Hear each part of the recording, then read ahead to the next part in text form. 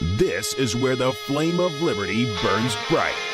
This is the Jason Veely Program.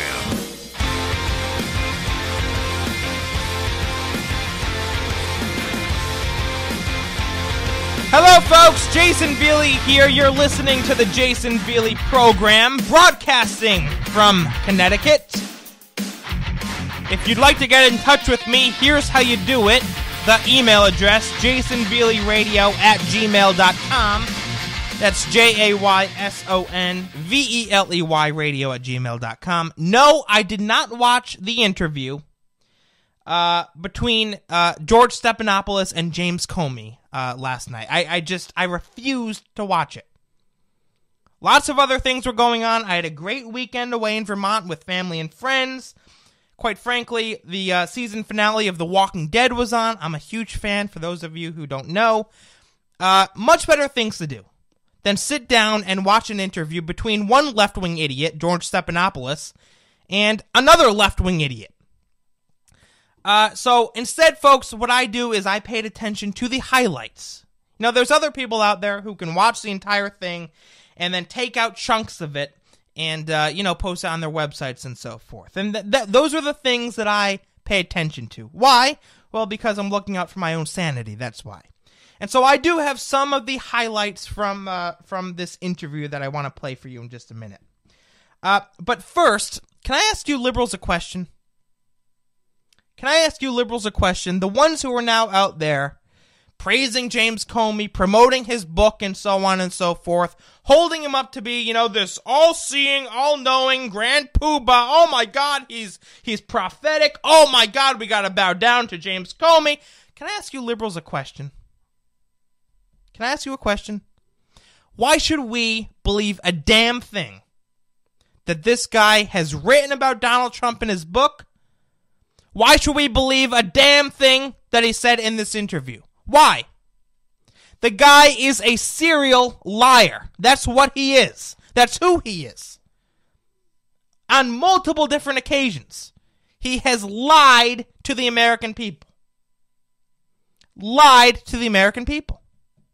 And so I'm just curious, if you're holding him up as some kind of I don't know, some kind of God, like the second coming of Jesus Christ. Oh my God, these bombshell reports, you'll never guess what James Comey wrote in his book about Donald Trump. Oh my God, in this interview, it's historic with George Stephanopoulos. Oh my God. What the hell? The guy's a liar. We're all supposed to sit down and take a liar for his word? Are you kidding me? I don't think so. I don't think so. That's absolutely ridiculous. We shouldn't believe a damn thing the guy says, to be perfectly honest. But anyway, that being said, let me get into some of these sound bites. This first one, actually these first two, are comments that James Comey made about Donald Trump. And I'm paraphrasing here. He said that Donald Trump is unfit to be president because of his immorality. Oh, yes! Oh, yes, Donald Trump's immorality. All right, listen to this. Almost a year has passed since James Comey was fired by President Trump. Since then, he's come to some stark conclusions about the use of power and moral leadership. You write that President Trump is unethical, untethered to the truth.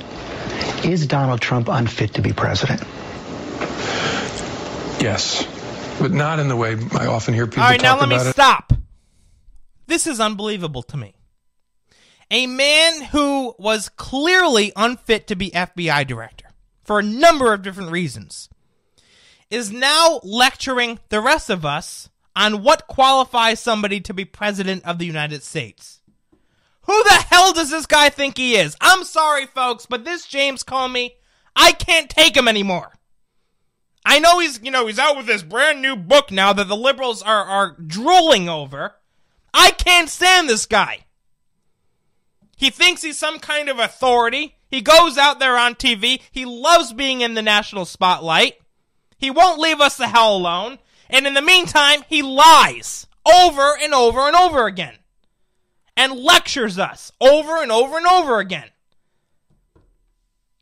Keep listening. I don't buy the stuff about him being mentally incompetent or early stages of dementia. He strikes me as a person of above average intelligence who's tracking conversations and knows what's going on. Well, thank you for your psychological analysis there, James Comey. Don't know what qualifies you for that, but thank you. I don't think he's medically unfit to be president. I think he's morally unfit to be president. Oh, he's morally unfit to be president, huh? He's morally unfit to be president. Does anybody else see the irony here? James Comey. Oh, Trump is morally unfit to be president. Like James Comey himself was, the most moral, ethical FBI director this country has ever seen. Right? Is that who he was? Was he moral? Was he ethical? Of course not. But he can go on national television and lecture us on the standards for a president of the United States, right? Unbelievable. All right, let's keep going. A person who sees moral equivalence in Charlottesville, who talks about and treats women like they're pieces of meat, who lies constantly about matters big and small and insists the American people believe it. Let me stop right there. Let me explain something to you before we go any further. In case you weren't already aware, which I'm sure many of you were, but in case you weren't, James Comey conducted this entire interview, wrote his entire book for one purpose. For one purpose. It's not to get out the truth. It's not to, inform the American people or anything like that. The purpose of this interview, the purpose of his book that he just came out with, is to get revenge on Donald Trump. It is to criticize, to attack the character of Donald Trump, to dismantle his reputation. That is what James Comey is all about now. He's ticked off that he got fired. He's furious. He's absolutely furious. And so I want you to know, before we continue playing these audio clips, that is the basis for which all these comments are coming from. Pure revenge, pure hatred towards President Donald Trump. That's where it's all stemming from. With that in mind, keep listening. That person's not fit to be president of the United States. All right, stop! I'm sorry, folks, but this is just... Boy, am I glad that I didn't watch the entire thing. I probably would have smashed the television for all I know. Not fit to be president. Really? Not morally fit to be president. Let me ask him a question.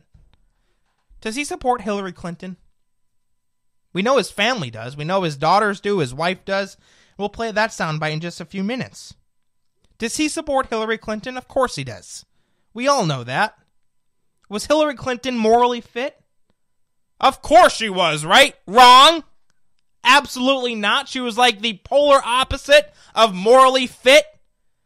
I don't hear him coming out and criticizing her. Do you? I haven't heard it. Not once in this interview does he mention that at all.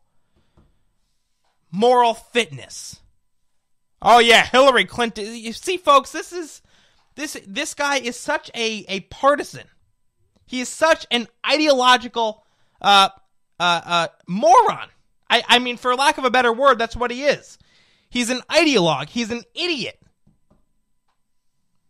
And he's driven by hate and contempt for President Donald Trump. Keep listening. Our president must embody respect and adhere to the values that are at the core of this country. The most important... All right, I'll stop. Adhere to the values, like Hillary Clinton wanted to do, right? Like Barack Obama did, right? Keep listening. Truth. This president is not able to do that. He is morally unfit to be president. If you're right, what is the remedy? Should Donald Trump be impeached? Impeachment is a question of law and fact and politics. So you're a citizen. You have a judgment. Yeah, I'll tell you, I'll give you a strange answer. I hope not. Because I think impeaching and removing Donald Trump from office would let the American people off the hook and have something happen indirectly that I believe they're duty-bound to do directly. People in this country need to stand up and go to the voting booth and vote their values. And so impeachment, in a way, would short-circuit that. This guy's such an a-hole. He really is, folks. I mean, just a bad person. Just a not a good person. He's overcome with hate. Honestly, I'm just being honest. All right, cut to, listen. At any point over the last 2 years, did you fall prey to that? Did you fall in love with your own virtue? I don't think so, but I worried about it constantly. And the guardrail for that, because that's a big worry I have about myself, was to surround myself with people who will hit at the certainty, hit at the pride, to make sure I've thought about things well. But at the end of the day, you got to look at yourself in the mirror, and you've got to make the decision, the right decision, but most of all... Shut up, you idiot! Oh, he's taking the moral high ground here. At the end of the day, you got to make the right decision. You got to make the moral decision. Like I did as my entire time as FBI director. I really tried to keep things professional here, and whatever. Are you kidding me? This guy is so off the rails.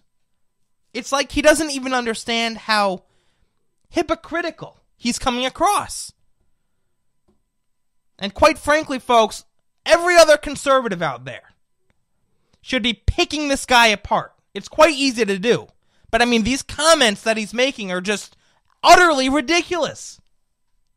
Absolutely ridiculous. There's this expression, right, that a lie gets halfway around the world before the truth gets its boots on. In the age of the mobile device, a lie makes 100 laps around the world before the truth is out of bed. I'm going to teach, I'm going to travel around and speak about leadership, but I want to offer them a vision of here's what it should look like. Values matter. This president does not reflect the values of this country. Can I ask you a question, James Comey? What the hell are your values? Since you seem to know so much about American values and, what values people should hold dear to their heart, what are your values, you idiot? Do you have any values? The way I see it, you're like I said, a serial liar. You're a serial liar. I would go as far as saying you're an ideologue. I would go as far as saying that you were in Hillary Clinton's back pocket for the entire campaign. That's right! Oh, that's right. Trump's mentally unfit to be president. You gotta be kidding me. I mean, this is almost laughable, folks. It really is. If it weren't so infuriating, it would be laughable. I mean, this is the guy who refused to indict Hillary Clinton, despite mountains of evidence. And he's preaching to us about morality. Lecturing us on morality. Well, gee, letting Hillary Clinton off the hook despite mountains and mountains of evidence. Is that moral, James Comey? Huh? Is that moral? When you change the term gross negligence to extremely careless in order to defend Hillary Clinton, was that moral, James Comey, you moron? When you said that Hillary Clinton never intended to violate the law, and used that as your justification for letting her off the hook, even though that's not what the law says, even though that's not the standard for indictment, is that moral, James Comey, you dumbass? Huh? How about when you decided to prosecute Hillary Clinton? I'm sorry, when you decided against prosecuting Hillary Clinton, long before you even interviewed some of the key witnesses, and then lied about it under oath. Was that moral, James Comey? Was that moral? And you see, folks, this is why I'm so infuriated right now. This is why I can't take this guy anymore. I can't stand... And I've always been like this, by the way, when these idiots come out here and lecture us on morality, on doing the right thing, on this and that, and then they themselves are the polar opposite of what they're preaching to the rest of us. I have no patience for it. I have no patience for it. Can't stand this. It's not only James Comey, all the liberals do this. I hate being lectured and talked down to. Well, like they take the moral high ground. They're not on the high ground, folks. There's no way. They're just not. They're not on the high ground. But they have the nerve, the audacity to tell us how we need to act. To tell the President of the United States how he needs to act. Unbelievable. All right, let's get to this other soundbite before I have a conniption. Here we go. Listen. At some level, wasn't the decision to reveal influenced by your assumption that Hillary Clinton was going to win and you're concerned that she wins? This comes out several weeks later, and then that's taken by her opponents to sign that she's an illegitimate president. It must have been. I don't remember consciously thinking about that, but it must have been. Because right, I was operating. What does that even mean? You don't remember consciously thinking about that, but it must have been a factor that influenced the election? So what he's basically saying here is that because the polls were indicating that Hillary Clinton was going to win, because he himself, James Comey, thought Hillary Clinton was going to win, it influenced the investigation. It influenced what he did do and what he didn't do. Let me start that clip over. I want you to listen to the whole thing. It's only 40 seconds. At some level, wasn't the decision to reveal influenced by your assumption that Hillary Clinton was going to win and you're concerned that she wins? This comes out several weeks later, and then that's taken by her opponents to sign that she's an illegitimate president. It must have been. I don't remember consciously thinking about that, but it must have been. Because I was operating in a world where Hillary Clinton was going to beat Donald Trump. And so I'm sure that... All right, let me stop right there. That is a crucial statement that he just made. I was operating in a world where Hillary Clinton was going to become president. I mean, folks, this is he is admitting to the entire country that he's a partisan hack, that he cares more about politics than he does about the law. As the FBI director, he cares more about politics than he does the law. That's basically what he just admitted there. That's unbelievable. That is absolutely unbelievable. Let's wrap up this clip. It was a factor. Like I said, I don't remember spelling it out, but it had to have been. How do you not remember? I mean, did you or did you not? I don't remember, but it had to have been. What does that even mean? She's going to be elected president, and if I hide this from the American people, she'll be illegitimate the moment she's elected, the moment this comes out. Let me make something clear. The election, the poll numbers, who he thought was going to win, should have been completely and utterly irrelevant to every single move that he made in this investigation. Completely irrelevant. And he's saying that it influenced the investigation. The FBI director saying politics influenced the investigation.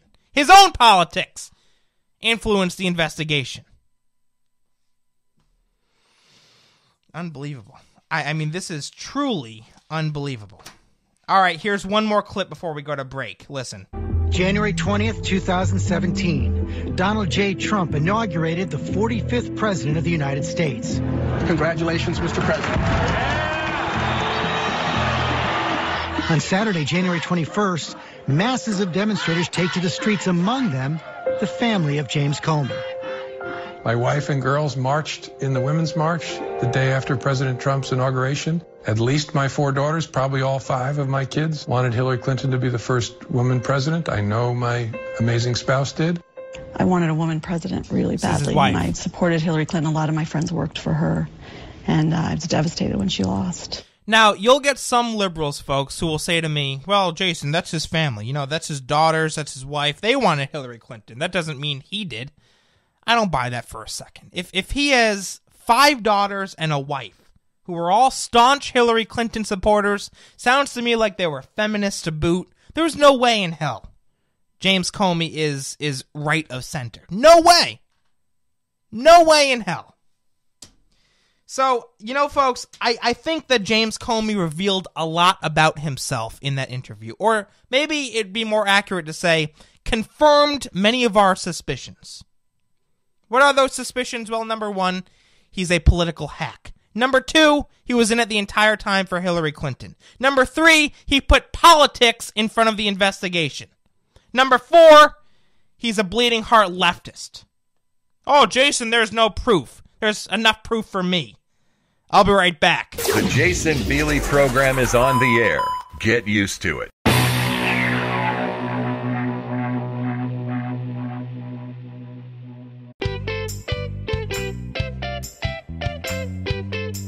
"4 years in a liberal institution of indoctrination, and he lived to tell the tale." This is the Jason Veely program. Now, we'll get some liberals, folks, who will come to me and say, well, actually, James Comey, he considers himself to be a Republican. Or they'll say, well, James Comey, he actually did such and such, 6 years ago, and that demonstrates his undying support for the Republican Party. I'm sorry, folks. I don't care what he calls himself. I don't even know what he calls himself. He's a liberal. There's no doubt in my mind. He's a leftist. His entire family, Hillary Clinton supporters, sounds to me like feminists. He's a liberal. Absolutely no doubt in my mind. And the problem is that as FBI director, he let that influence the investigation. He admitted it. He came straight out and admitted it. All right, let me just say this, folks. Former First Lady Barbara Bush is in failing health. Breitbart News reporting on this. She's in failing health and won't seek additional medical treatment, according to a Bush family spokesman. Spokesman Jim McGrath said in a news release, quote, "Following a recent series of hospitalizations, and after consulting her family and doctors, Mrs. Bush, now age 92, has decided not to seek additional medical treatment and will instead focus on comfort care." McGrath did not elaborate as to the nature of Bush's health problems. She has been treated for decades for Graves' disease, which is a thyroid condition. It will not surprise those who know her that Barbara Bush has been a rock in the face of her failing health, worrying not for herself, thanks to her abiding faith, but for others.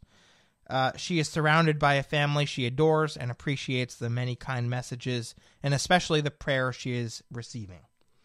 Well, our thoughts and prayers definitely go out to her and to the entire Bush family in this very, very difficult time. 92 years old, right? I believe that's what it said. It's a long life. And, it's definitely a sad situation. I understand how difficult of a time this must be for the Bush family. Not only George H.W. Bush, her husband, but Jeb Bush and George W. Bush. I've been in this kind of situation before. We all lose loved ones, and it's never easy. And so, truly, our thoughts and our prayers go out to Mrs. Bush, the former First Lady, and her entire family in this difficult time. All right, let me get to this, folks. There's a great article that was published on thehill.com, piece written by Mark Penn, who's a opinion contributor. I don't know if I'm going to get to all of this, but I'll definitely read you a few excerpts here. It's it's a fantastic article that I encourage you to check out for yourself. It's called Comey's Last Stand for the Deep State. He writes, "They were among the most powerful men of the last decade. They commanded armies of armed agents, had the ability to bug and wiretap almost anyone, and had virtually unlimited budgets. They were the leadership of the FBI, the CIA, and the Director of National Intelligence under President Obama. Each day, it becomes clearer that they are the real abusers of power in this drama." The book by former FBI Director James Comey and the daily hyperbolic John Brennan sound bites are perhaps the final reveal of just how much hubris and vitriol they had. Comey's book, according to reports, contains nothing new of legal consequence to Trump, while suggesting that former Attorney General Loretta Lynch has something to worry about, but it unmasks the hatred that Comey had for Donald Trump from the beginning.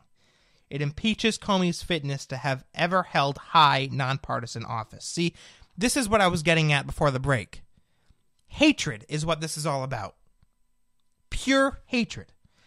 And this Mark Penn of TheHill.com is making the point that this hatred for Donald Trump has been there not just in recent months, not just since Donald Trump fired Comey, but really since the beginning. And if you don't think that influenced his position with the FBI, then frankly, I think you're dead wrong. A little bit more. He writes, whether you are a Democrat who can't stand Trump, a Hillary Clinton supporter who feels robbed by Comey, or a Trump supporter, any use of wiretapping and vast prosecutorial machinery against our political campaigns and sitting presidents always has to be viewed skeptically and should meet the highest standards of conduct and impartiality. The post-election actions of these former officials make suspect their actions as officials. It was, after all, Comey who went to the president during the transition seeking a one-on-one meeting to tell him about the inflammatory dossier, but who critically omitted telling the president that the dossier was a product of the Clinton campaign and the DNC.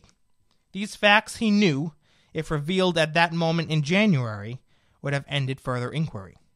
This was no effort to inform the president and douse the fires of unverified and salacious information, but one to inflame the president and spread the stories everywhere.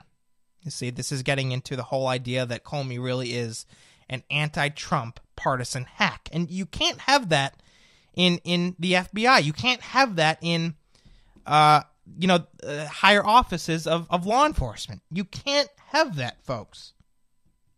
I mean, of course, everyone's going to have their opinions, but when you let those opinions influence how you carry out your job, how you conduct your job, that's a problem. And frankly, folks, I would even argue that this is a problem that's not unique to the FBI, the higher-ups, James Comey and so on and so forth, but this is a problem that really, it's a liberal problem. They constantly let politics get in the way of them carrying out their jobs. We see this in journalism constantly. They're not reporting facts and the truth. They're reporting liberal propaganda. We see this in the classroom. They're not teaching kids. They're not preparing kids for their futures. They're indoctrinating them with liberal propaganda. And so on and so forth. And so this is, again, I think this is a problem with the liberals, where they let their own political ideas get in the way of everything else. It's the liberal agenda before all else. And that is, I believe, the mentality that took over James Comey. And when you combine that with an unmatched hatred for President Trump, this is what you get. This is what you get. So anyway, I got to cut to break. The article goes on. It's quite long. I knew I wasn't going to get to all of it, but I just wanted to give you a little taste. You can read the rest for yourself. TheHill.com, Comey's Last Stand for the Deep State. Again, it's a great piece written by someone named Mark Penn. Check it out, folks. Check it out. It's worth the read. I'll be right back.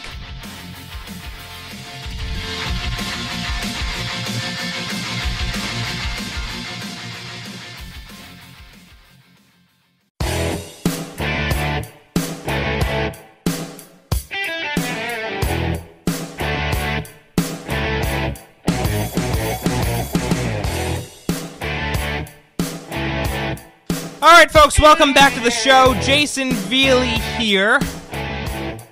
There's a piece that I wanted to get to up on The New Yorker, written by someone named Dan, it's a weird last name, Piepenbring. Dan Piepenbring.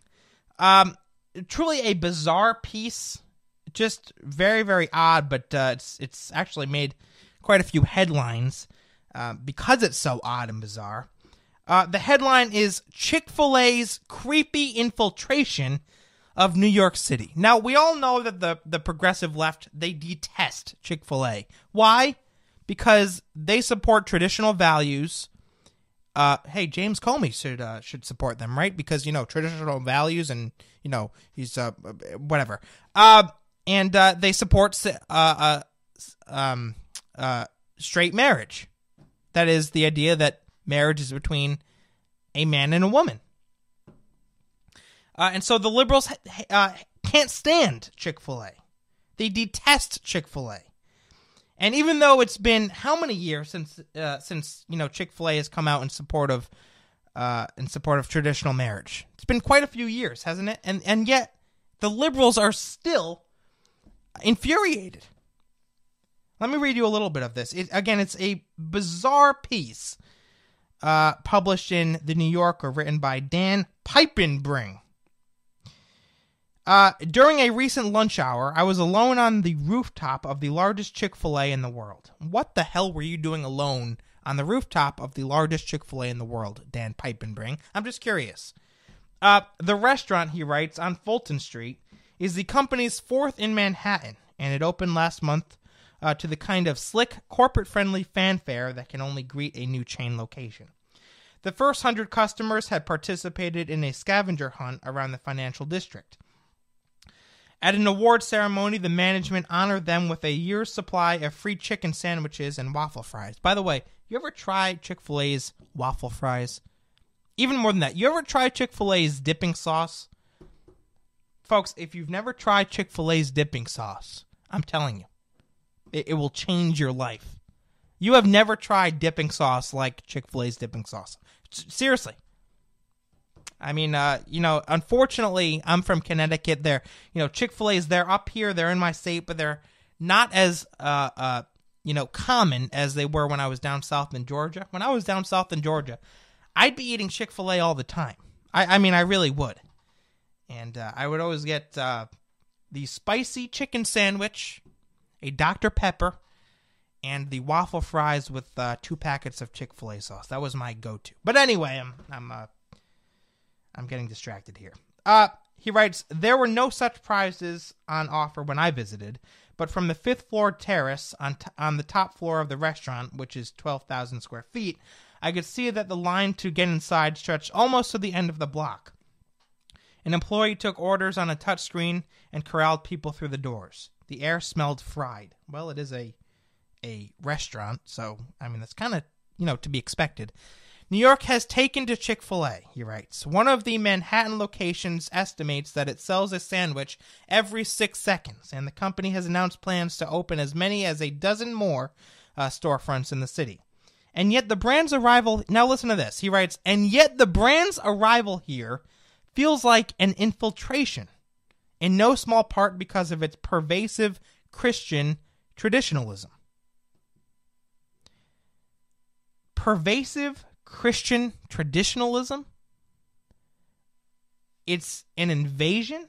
An infiltration? What the hell are you even talking about? It's a fast food place. They sell chicken sandwiches. And you're picking this apart? What the hell's his name? Dan Piepenbring? Strange last name, isn't it? But notice, folks, he's picking it apart. He's completely focused on identity politics. And the rest of us, what do we see Chick-fil-A as? A great place to go eat and get a Dr. Pepper and waffle fries and a spicy chicken sandwich. An infiltration. Who thinks like this, is my point. Who focuses on this stuff? Obviously, this guy not only hates Chick-fil-A, but hates what he calls Christian traditionalism. Now listen, he goes on. Its headquarters in Atlanta are adorned with Bible verses and a statue of Jesus washing a disciple's feet. Oh my God, how scary. Oh, but there's more, he writes. Its stores close on Sundays. Oh my God, their stores close on Sundays? Well, this is the bombshell, Dan Piepenbring. Is this what journalism has become? Honestly, folks, this is just so pathetic. Attacking a successful, and I would argue delicious, place to eat, because they have Christian traditional values? Are you kidding me? He goes on, its CEO, Dan Cathy, has been accused of bigotry for using the company's charitable wing to fund anti-gay causes, including groups that oppose same-sex marriage. Oh my God, she believes that marriage is between a man and a woman. How terrible! How terrible! Let's see. The company has since reaffirmed its intention to, quote, treat every person with honor, dignity, and respect, but it has quietly continued to donate to anti-LGBT groups. When the first standalone New York location opened in 2015, a throng of protesters appeared. When a location opened in Queens Mall in 2016, Mayor Bill de Blasio proposed a boycott. No such controversy greeted the opening of this newest outpost. So is he upset about that? What? Well, why didn't you get off your ass and organize a boycott or a protest or whatever? Instead, no, you're sitting in you're sitting in your living room typing away on your computer. Oh, that damn Chick-fil-A and their Christian traditionalism. Oh, I'm gonna get them in this article. Whatever, it goes on, folks, and, I would recommend that you read the rest of it, but quite frankly, I don't, because it's just, it's pathetic. It really is. Oh, those damn Christians. Oh, screw you, Chick-fil-A. It's a freaking chicken sandwich, for God's sakes. I'll be right back.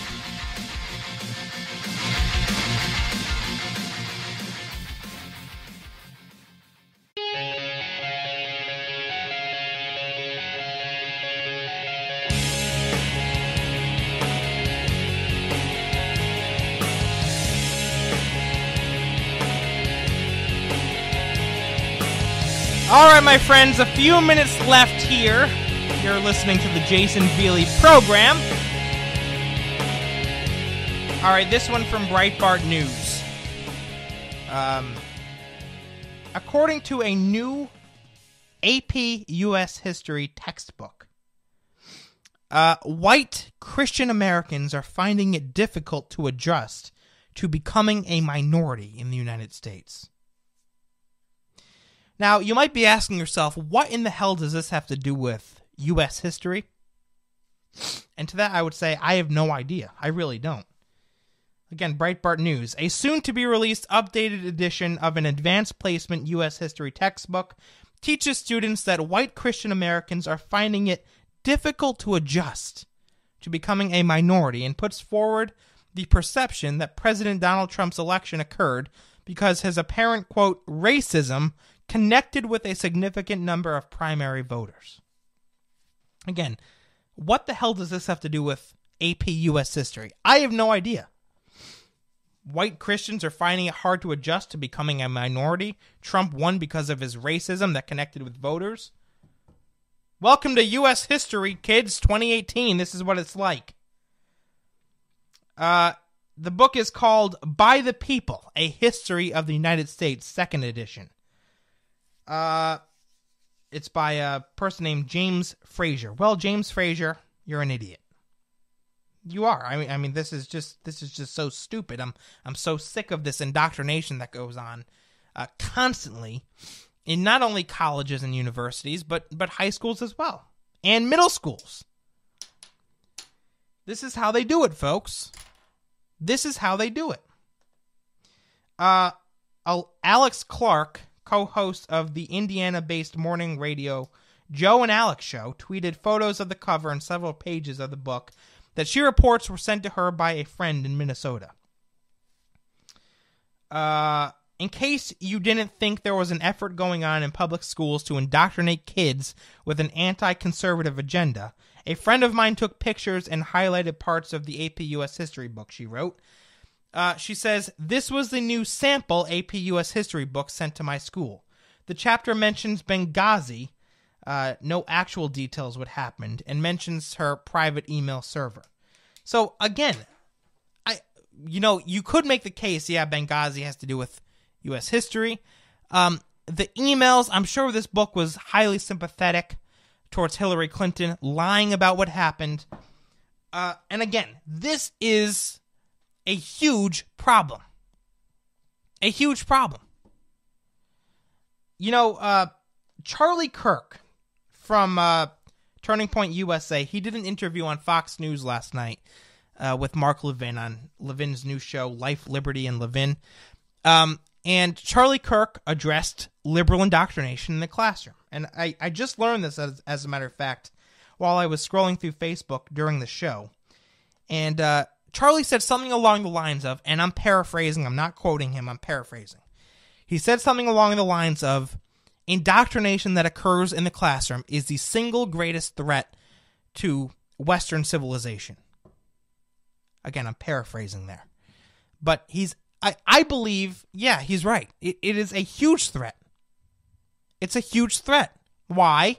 You know, it's not even just because these professors are bringing up a generation of leftists. That's a problem, but the bigger problem here is that young people are growing up not knowing how to think. They're not growing up knowing how to think. Why? Because they're being told constantly what to think. As I've said many times on this program before, the goal of these schools should be to teach young people how to think, not what to think. Teach them how to think. That is, have an open mind, consider all sides, come to the best conclusion based on the facts, and so on and so forth. That's teaching them how to think. What these schools are doing, like this textbook that I just told you about, is teaching them what to think. White Christian Americans are finding it difficult to adjust. Donald Trump won because of his racism, and that appealed to many voters in the country. This is a problem. It's a threat to our democracy. It absolutely is. And I've worked for many, many years to try to make this issue mainstream. And I think we're getting there. I really do think we're making progress. But there's still a lot that has to be done. Because even still, far too many national conservative hosts who have a real big microphone, I believe, in my opinion, don't talk about this issue as much as they should, or don't put as much emphasis on it as they should. And so I've made a point on this program to talk about this as much as I possibly can. Because if you ask me, we're losing our future. We're losing our future. Not because we're raising leftists, but because we're raising a generation of young people who don't know how to think. If you don't think that's a problem, folks, you got another thing coming, I'm telling you.